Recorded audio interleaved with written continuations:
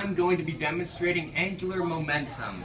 And angular momentum is the consistency of applied inertia, and I'm going to demonstrate it now.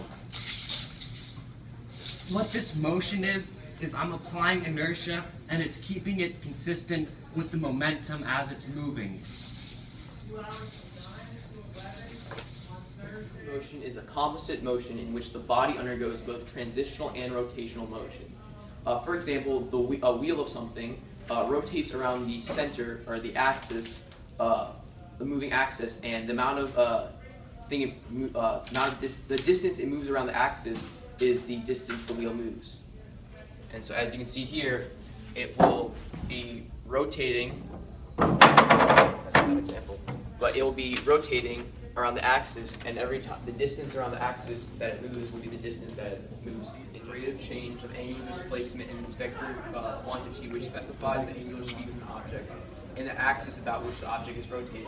Example of this is pendulum balls. As you can see here, the shorter pendulum ball moves faster than the shorter length on the pendulum ball moves faster than one with a longer length.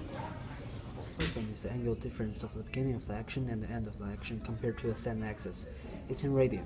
In this demonstration, one of the ruler rotates at the end of the other ruler, and the end is an axis, and the angle that the moving ruler covers in motion is the angular displacement. Angular acceleration is the change in angular velocity divided by time of change.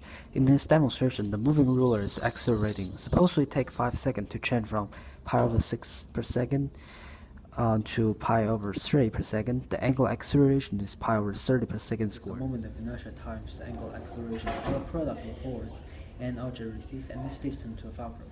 In this case, we can imagine this ruler as a lever, the edge of the table as a fulcrum.